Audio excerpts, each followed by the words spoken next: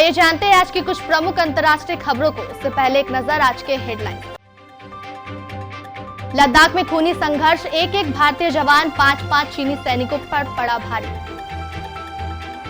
Modi 4 minute 12 second में 303 शब्द बोले, कहा हमारे जवान मारते मारते शहीद हुए।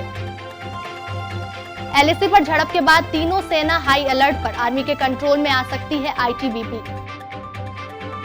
व्यापारियों के संगठन सीएआईटी ने किया चीनी सामान के बहिष्कार का आह्वान, 500 से अधिक चीनी वस्तुओं की सूची की जारी। भारत चीन झड़प में कोशी के जवान कुंदन कुमार की भी गई जान, पत्नी और बच्चों का रो रो कर हुआ बुरा हाल। डेक्सामेथासोन से कितने कोरोना मरीजों की बचेगी जान, कब से शुरू होगा इलाज। चीन का तंज, यूएस के बहकावे में ना आए भारत, आपकी सेना हमारी सेना से ताकतवर नहीं। बीजिंग में कोरोना वायरस महामारी फिर से क्यों आई, जानिए इसके पीछे क्या कारण। नेपाली विधायकों ने कहा भारत से रिश्ते की डोर को कमजोर करेगा विवादित नक्शा। जानिए 24 कैरेट से 18 कैरेट तक के सोने का आज का ताजा भाव। सुशांत सिंह राजपूत के निधन के बाद करण जौहर पर फूटा लोगों का गुस्सा, फिल्म निर्माता बोले यह बहुत हास्यास्पद है। पूर्वी लद्दाख में वास्तविक नियंत्रण रेखा पर गलवान घाटी में पेट्रोलिंग पॉइंट नंबर 14 पर जब चीनी पीपुल्स लिबरेशन आर्मी के सैनिकों ने भारतीय सेना के जवानों पर हमला किया, तब इसकी संख्या पीएलए की अपेक्षा महज 1:5 थी। 6 से 7 घंटों तक गलवान घाटी के पास चली झड़प के बारे में बात करते हुए भारतीय सेना के एक अधिकारी ने कहा कि हमारी संख्या कम थी। दोनों पक्षों के बीच सोमवार रात हुई झड़पों के बारे में सरकार के सूत्रों का कहना है कि चीनी सैनिकों ने भारतीय जवानों पर बुरी तरह से हमला किया। सूत्रों ने बुधवार को कहा कि भारतीय सैनिकों के खिलाफ संख्या बढ़ाई गई थी, फिर भी भारतीय पक्ष ने पीएलए से लड़ने का फैसला किया। भारत और चीन के सैनिकों के बीच लद्दाख की गलवान घाटी में हुई झड़प, करीब 36 घंटे बाद सरकार की ओर से बयान आया। प्रधानमंत्री नरेंद्र मोदी 4 मिनट 12 सेकंड में करीब 303 शब्द बोले। उन्होंने कहा जवानों का बलिदान व्यर्थ नहीं जाएगा, देश की संप्रभुता सर्वोच्च है, देश की सुरक्षा करने से हमें कोई नहीं रोक सकता। इस बारे में किसी को भी जरा भी भ्रम या संदेह नहीं होना चाहिए। प्रधानमंत्री ने आगे कहा कि भारत शांति चाहता है, लेकिन भारत उकसाने पर हर हाल में यथोचित जवाब देने में सक्षम है। हमारे दिवंगत शहीद वीर जवानों के विषय में देश को इस बात का गर्व है कि वो मारते मारते मरे हैं। मेरा आप सभी मुख्यमंत्रियों से आग्रह है कि हम खड़े होकर 2 मिनट मौन रखकर इन वीर सपूतों को पहले श्रद्धांजलि दें, फिर मीटिंग को आगे बढ़ाएंगे। पूर्वी लद्दाख की गलवान घाटी में सोमवार रात चीनी सैनिकों के साथ हिंसक झड़प में भारतीय सेना के कर्नल सहित 20 सैनिक शहीद हो गए। पिछले 5 दशक में भी ज्यादा समय में सबसे बड़े सैन्य टकराव के कारण क्षेत्र में सीमा पर पहले से ही जारी गतिरोध और भी भड़क गया। इस घटना के बाद एलएसी पर हालात तनावपूर्ण बने हुए हैं, लिहाजा सेना, नौसेना और वायुसेना को हाई अलर्ट पर रखा गया। सूत्रों के मुताबिक सरकार ने तीनों सेनाओं को किसी भी स्थिति से निपटने के लिए तैयार रहने को कहा। लोकल कमांडर को फ्री हैंड कर दिया गया ताकि मौजूदा हालात को देखते हुए वो तत्काल एक्शन ले सके। सूत्रों का यह भी कहना है कि आईटीबीपी को आर्मी कंट्रोल दिया जा सकता है। उधर उत्तराखंड के जोशीमठ में सेना का मूवमेंट बढ़ गया है।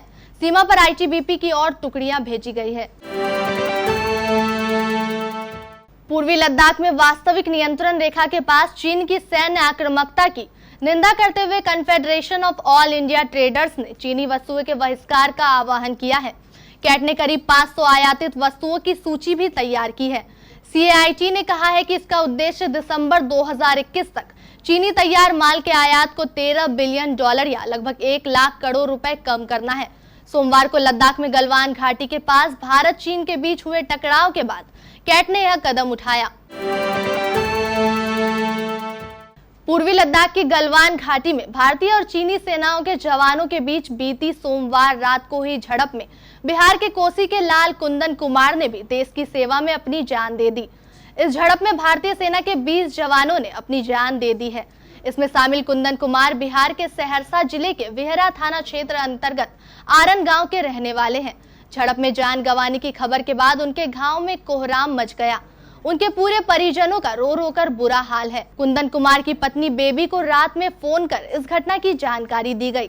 तब से ही उनकी हालत खराब है। बेबी और कुंदन के 2 बच्चे हैं, एक की उम्र 6 साल और दूसरे की उम्र 4 साल है। जवान कुंदन 2 महीने पहले छुट्टी पर आए थे और 27 फरवरी को ड्यूटी पर गए थे। उसके पिता ने रोते हुए कहा कि उनके बेटे की जान का बदला चाहिए। कुंदन 2012 में बिहार रेजिमेंट से आर्मी में भर्ती हुए थे। 2013 में उनकी शादी हुई। डेक्सामेथासोन को कोरोना से जान बचाने वाली पहली दवा बताया जा रहा है, लेकिन ये दवा कितने मरीजों की जान बचाने में कारगर होती है? डॉक्टर कब से इस दवा का इलाज शुरू करेंगे? ट्रायल में कितने लोगों को शामिल किया जाएगा? आइए जानते हैं इस दवा से जुड़े ऐसे तमाम सवालों के जवाब। डेक्सामेथासोन दवा का ट्रायल ब्रिटेन के ऑक्सफोर्ड यूनिवर्सिटी की ओर से किया गया। कोरोना वायरस का इलाज ढूंढने के लिए यूनिवर्सिटी द रिकवरी ट्रायल नाम से कई दवाओं का ट्रायल कर रही है। ट्रायल के दौरान करीब 2000 लोगों को ये डेक्सामेथासोन दी गई थी। डेक्सामेथासोन दवा के बारे में बताया गया है कि वेंटिलेटर और ऑक्सीजन सपोर्ट पर रहने वाले लोगों को सबसे अधिक फायदा हुआ। हल्के लक्षण वाले लोगों को इससे फायदा नहीं हुआ। ट्रायल से जुड़े एक्सपर्ट्स का कहना है कि वेंटिलेटर पर रहने वाले मरीजों की मौत का खतरा 40% से घटकर 28% हो गया। यानी अगर पहले वेंटिलेटर पर रहने वाले 100 लोगों में से 40 लोगों का मौत का खतरा था, तो इस दवा के इस्तेमाल से खतरा 28 लोगों तक सिमट गया। पूर्वी लद्दाख की गलवान घाटी में सोमवार देर रात भारत और चीन के सैनिकों के बीच हुए संघर्ष में 20 भारतीय जवान शहीद हो गए, जबकि 43 चीनी सैनिकों को भी हताहत होने की खबर है। भारतीय सेना ने बयान जारी कर कहा है कि फिलहाल जहां झड़प हुई वहां से दोनों देशों के सैनिक पीछे हट गए हैं। हालांकि चीन ने आरोप लगाया है कि हिंसा की शुरुआत भारतीय सैनिकों ने की थी।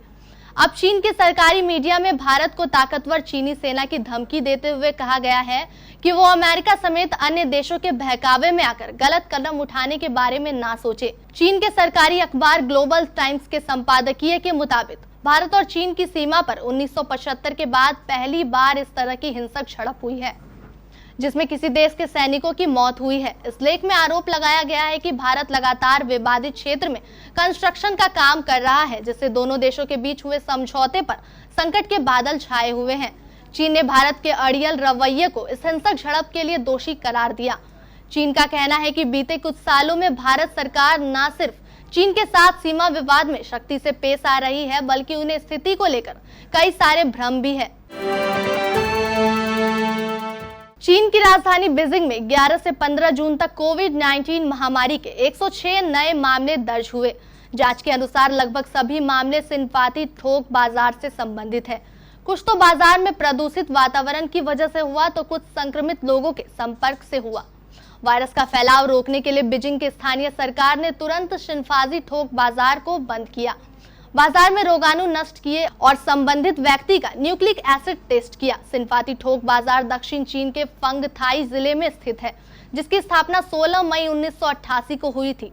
वहां पर सब्जी, फल, बीज, अनाज, तेज, मांस, जलीय उत्पाद, मसाले, अंडे, चाय आदि वस्तुएं बेची जाती है।